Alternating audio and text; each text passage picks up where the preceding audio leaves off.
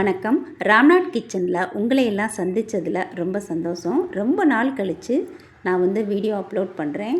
கொஞ்சம் ஹெல்த் இஷ்யூஸ்னால் என்னால் video upload பண்ண முடியல. இன்றைக்கி ஒரு ஈவினிங் ஸ்நாக்ஸ் பார்க்கலாமா?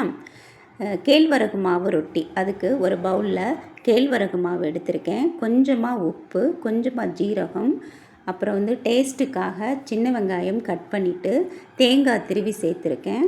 நாட்டு சர்க்கரை, அந்த முருங்கைக்கீரை சேர்த்துருக்கேன். இந்த கேழ்வரகு முருங்கைக்கீரை சேரும்போது கால்சியம் அப்படியே கிடைக்கும். இது எல்லாத்தையும் சேர்த்துட்டு ஒரு கரண்டி வச்சு கலந்து கொடுத்துடலாம். அப்புறம் கொஞ்சம் கொஞ்சமாக தண்ணி ஊற்றி மாவை பிசைய ஆரம்பிக்கலாம்.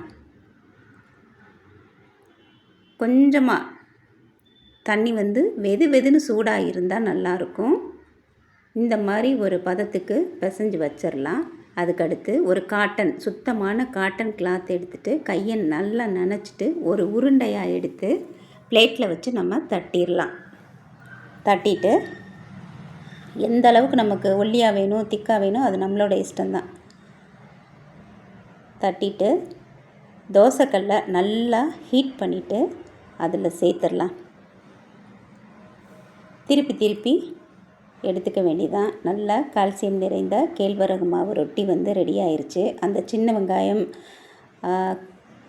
தேங்காய், நாட்டு சர்க்கரை இதெல்லாம் சேரும்போது சுவை நல்லாயிருக்கும். இது நம்மளோட ட்ரெடிஷ்னல் டிஷ்ஷும் கூட. இப்போ நான் எல்லாத்தையும் சேர்த்து எடுத்துக்கிறேன். ஃபஸ்ட்டே சொன்ன மாதிரி எனக்கு தொடர்ந்து வீடியோலாம் அப்லோட் பண்ண முடியாது. எனக்கு டைம் இருக்கும்போது, எனக்கு முடியும் போது நான் அப்லோட் பண்ணுறேன். அவ்வளோதான் ஃப்ரெண்ட்ஸ். கேழ்வரகு மாவு ரெடி ஆயிடுச்சு. திரும்பவும் சந்திக்கலாம். தேங்க்யூ.